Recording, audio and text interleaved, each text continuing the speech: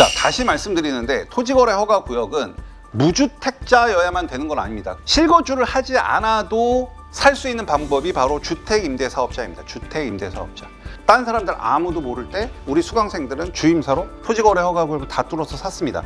서울 수도권 같은 경우는 기준 시세 6억 이하짜리를 사야만 거주주택 비과세랑 종부세 합산 배제를 받을 수 있거든요. 제가 이렇게 얘기하면 아유 흥부님 성수동 가면은 기준세 6억 이하짜리가 없어요. 그건 임장 안 한 사람들입니다. 지난번 실전 임장 가니까 기준세 6억 이하짜리 물건만 세부세뚜만. 자, 성수전략정비구역은 현재 토지거래 허가구역으로 묶여 있고요. 그래서 실거주 조건으로 매입할 수 있습니다. 그런데 이 토지거래 허가구역에 대해서 여러분들이 잘 모르는 사람들이 너무 많아요. 자, 먼저 토지거래 허가구역에 내가 살기 위해서는 무주택자여야만 토지거래 허가구역에서 살 수 있다라고 생각을 하신다면 틀린 얘기예요. 내가 집을 만 채를 갖고 있어도 토지거래 허가구역에서 허가를 받을 수 있습니다. 근데 대부분의 사람들은 토지거래 허가구역에서 아파트를 살려면 무주택자여야만 사야 된다라고 말씀드리는데 그건 오산이에요. 토지거래 허가구역은 뭐냐면 예를 들어서 주택을 살 때 허락을 받는 거예요. 그러면 그 허락의 명분이 되면 내가 집이 100채가 있어도 허가를 받아요. 예를 들어 볼게요. 내가 부산에 집이 100채가 있어요. 근데 내가 서울에 발령을 받았어요. 그럼 내가 살 집이 필요해요. 그럼 내가 사겠다 그러면 허가가 나요, 안 나요? 나요. 집이 100채가 있어도 난다고요. 근데 내가 마포에 집이 있어요. 근데 내가 성수에 토지거래 허가를 받으려고 해요. 그러면 논리를 만들어내기가 어려워요, 쉬워요? 어렵잖아요. 내가 직장이 성수동이라 사야 돼요 하면 야, 마포에서 출퇴근해 이럴 거 아니에요.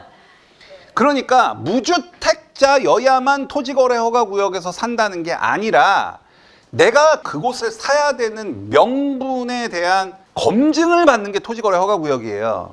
그래서 여러분들 토지거래 허가구역에 토지거래 허가를 받기 위해서 넣거든요. 글을 써서 넣는데 그 글을 대행해 주는 업체도 있어요. 소설 써야 되거든요. 내가 거기를 살 수밖에 없는 거를 그렇게 A4 용지에 소설 써서 내야 되는데 그걸 대행해 주는 업체도 있어요. 자, 다시 말씀드리는데 토지거래 허가구역은 무주택자여야만 되는 건 아닙니다. 그래서 제가 이걸 따왔어요. 주택을 기보유한 경우에도 신규주택 취득 목적으로 토지거래 계약 허가를 신청할 수 있어요. 이거 정책 풀입지에 나온 거예요. 주택이 있는 사람도 신규 취득 목적으로 토지거래 허가구역에 신청할 수 있어요. 근데 이 경우 허가를 신청하려면 당해 지역에 거주할 사유, 내가 여기에 거주해야 되는 사유 또는 이러한 것들을 구체적으로 객관적으로 소명하면 되는 거예요. 왜 허가가 잘 안 나냐면 예를 들어서 아까도 말씀드렸다시피 내가 마포에 집이 있어. 근데 성수에 토지거래 허가구역을 받아. 그러면 연접구역이라고 하거든요. 연접구역. 이런 경우는 허가가 안 나요. 그럼 마포를 팔아야죠. 그러니까 무주택자가 토지거래 허가구역을 허가받는 확률은 굉장히 높겠죠. 하지만 무주택자만 토지거래 허가구역을 받는 거 아니에요. 아시겠죠? 여러분들이 저기 전라도 광주에 집이 있는데 발령받아. 아니면 어머니가 위독해. 간호하러 서울로 올라와야 돼. 그런 경우는 무주택자 아니어도 허가를 받을 수 있다는 얘기예요. 무슨 말씀인지 아시겠죠? 그리고 두 번째, 토지거래 허가구역을 실거주도 있지만 실거주를 하지 않아도 살 수 있는 방법이 바로 주택임대사업자입니다. 주택임대사업자. 주택임대사업자를 하면 여러분들이 실거주를 하지 않고 전세를 놓고 토지거래 허가구역을 뚫어낼 수 있죠. 사실 이거를 아는 사람들이 거의 없었어요. 근데 저는 주임사가 워낙 많기 때문에 알고 있었고 그래서 이 수혜를 우리 멤버십 분들이 정말 많이 받았죠. 지금 토지거래 허가구역이 성수뿐만 아니라 신속통합계획도 다 토지거래 허가구역이죠. 그럼 딴 사람들 아무도 모를 때 우리 수강생들은 주임사로 토지거래 허가구역을 다 뚫어서 샀습니다. 그런데 이 주택임대사업자로 토지거래 허가구역을 뚫는데 이 주임사에 대한 명확한 가이드라인이 없다 보니까 각 자치구마다 해석이 다 달라요. 아시겠죠? 그러니까 작년엔 어땠냐면 매수인이 주택임대사업자가 있어야 되고요. 그러니까 토지거래 허가구역에서 물건을 살 때 매수인이 주택임대사업자가 있어야 되고 매도인의 물건이 주택임대사업자로 등록된 경우만 살 수 있었어요. 작년에. 그러니까 굉장히 제한적이었겠죠. 근데 그게 올 초에 풀렸어요. 그러니까 매수인이 주택임대사업자가 없어도 그 물건이 주택임대사업자 물건이 아니어도 내가 사서 주택임대사업을 하겠다라고 신고를 하면 허가를 내줬어요.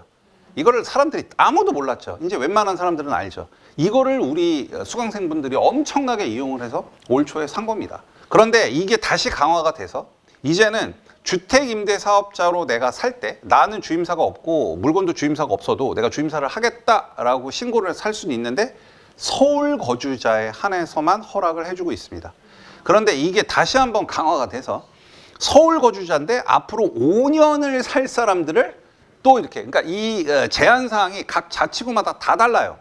그래서 여러분들이 토지거래허가구역에 살 때 내가 예를 들어서 은평구의 토지거래허가구역, 뭐 예를 들어 불광동 500번지에 있는 물건을 산다라고 하면 은평구청에 확인을 하셔야 되고, 내가 만약에 성수동에 산다 그럼 성동구청에 확인을 하셔야 되고, 내가 뭐 마천 5구역을 산다 그럼 송파구청에 확인을 하셔서 주택임대사업자에 대한 명확한 기준을 여러분들께서 아신 다음에 어프로치를 하셔야 되는 거예요. 아시겠죠?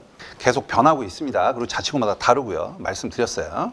그리고 서울 수도권 같은 경우는 기준 시세 6억 이하짜리를 사야만 거주주택 비과세랑 종부세 합산 배제를 받을 수 있거든요. 그러면 제가 이렇게 얘기하면 아유 흥부님 성수동 가면은 기준세 6억 이하짜리가 없어요. 그건 임장 안 한 사람들입니다. 지난번 실전 임장 가니까 기준세 6억 이하짜리 물건만 세구세뚜만.